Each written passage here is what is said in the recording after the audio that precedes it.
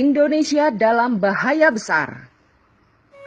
Sekitar akhir tahun 99 atau awal tahun 2000, diadakan rapat orang-orang Tionghoa di Universitas Atmajaya, kawasan Semanggi, Jakarta, yang diprakarsai oleh Mokhtar Riyadi dan anaknya James Riyadi.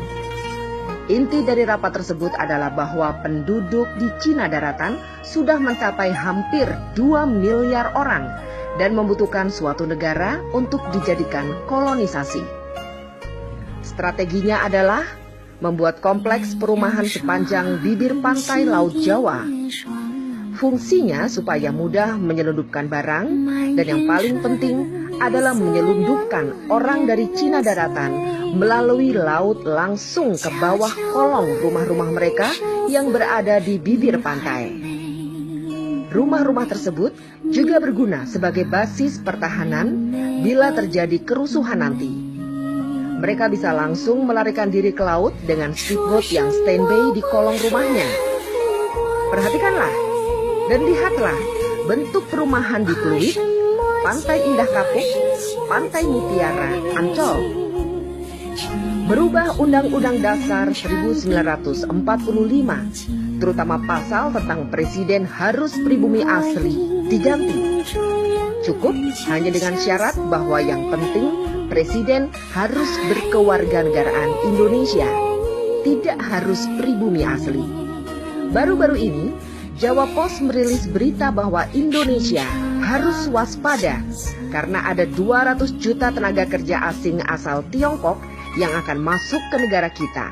Ya, 200 juta orang. Jadi sebenarnya Jokowi itu siapa bagi orang Cina? Dengan merancang Jabodetabek menjadi megapolitan dengan bantuan 5 pengembang besar, Agung Sedayu, Agung Podomoro, Sumarekon, Lipo Group, dan Sinarmas, mereka membangun apartemen Rusunami dan Rusunawa. Kemudian apartemen Rusunami dan Rusunawa diisi oleh orang-orang Tionghoa, dan tinggallah orang pribumi jadi babu, satpam, OB, dan supir. Semua bukti menyatakan kebenaran pernyataan ini. Apalagi setelah Ahok merencanakan penggusuran 130 titik pemukiman pribumi di DKI Jakarta. Program ini juga dimuluskan oleh Jokowi dengan langkah-langkah nyata yang lebih besar. Memiskinkan rakyat Indonesia dengan berbagai cara, bekerja sama dengan pemerintah Cina dalam segala bidang, dan menggantikan peran Amerika di Indonesia selama ini, dan menjual atau menggadaikan aset-aset nasional Indonesia yang vital kepada pihak Cina. Jokowi secara sengaja membuat ekonomi dan politik Indonesia carut-marut untuk membuat pribumi semakin hancur berantakan, banyak pengangguran, dan jumlah orang miskin semakin besar. Orang semacam Ahok bukanlah tanpa sengaja untuk membuat kebijakan serta bertingkah laku yang memuakan, karena dia ingin memancing amarah pribumi agar rencananya segera terlaksana. Sekarang terserah bangsa ini melawan atau membiarkan angkara murka merajalela. Minjing melaporkan dari Beijing.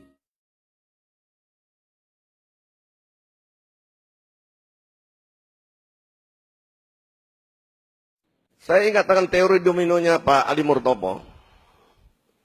Sumatera bagian timur, Kalimantan bagian barat, Jawa bagian utara. Ini adalah lorong jalannya domino dari utara. Bahwa teori domino Cina adalah mereka akan mulai membangun kekuatan ekonomi di negara kita. Kedua, memasukkan senjata secara ilegal. Ketiga, memasukkan orang. Sehingga logistik, amunisi mereka sudah siap.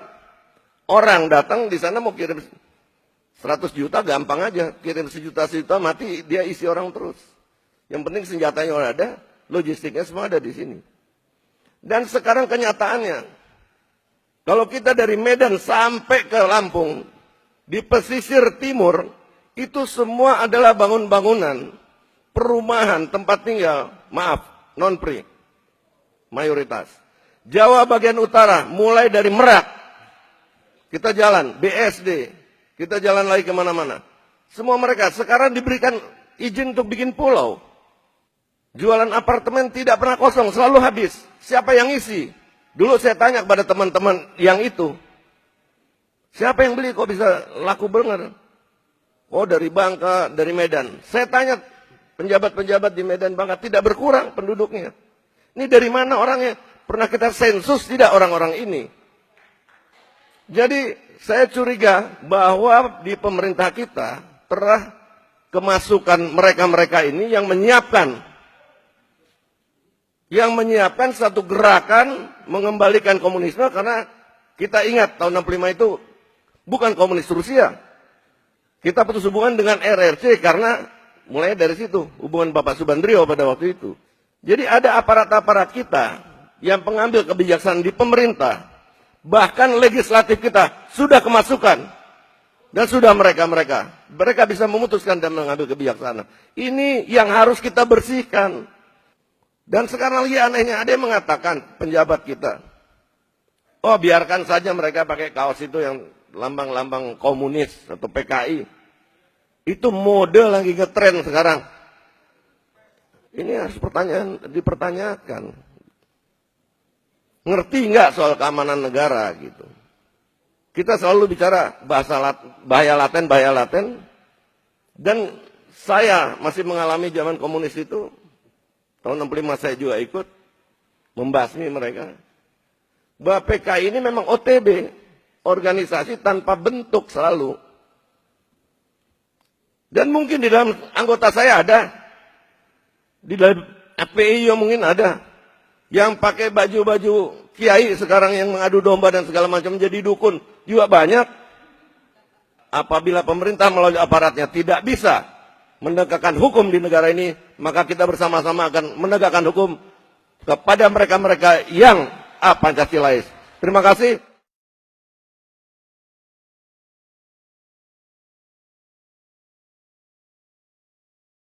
Ide dan sebagainya. Izin Bang, terkait dengan adanya isu akan ada aksi tanggal 2. Persiapan kita sendiri seperti apa sebenarnya? Ya, Persiapan kita sendiri seperti apa? ya persiapan kita berdoa. Berdoa. Siapapun yang akan mengacau bangsa ini tidak bisa kalau kita berdoa. Ya, yang akan mengacaukan bangsa ini bukan orang yang beragama. Saya yakin itu. Dan akan berhadapan dengan TNI Polri, dengan seluruh masyarakat. Allahu Akbar. Tidak ada satupun pengkhianat-pengkhianat bangsa yang bisa hidup di negara ini. Nggak ada. Mau nantang silakan. DITI, Kahar Musakar, komunis semuanya nggak bisa. Karena apa? Karena kita selalu berdoa kepada Allah Subhanahu Wa Taala. Allahu Akbar. Ya. Kalau demo yang biasa, tertib, memang itu kan menyampaikan pendapat. Tapi kalau sudah berusak, kalau sudah makar, berhadapan dengan saya dan prajurit saya, dan Polri. Prajurit saya juga siap berjihad, mempertahankan negara kesatuan Republik Indonesia berdasarkan Pancasila bersama-sama seluruh komponen masyarakat. Allahu Akbar. Kita berjihad bersama-sama mempertahankan negara. Allahu Akbar. Jangan ada yang takutin. Ya, Allah Subhanahu Wa Taala bersama-sama kita. Allahu Terima kasih. Akbar.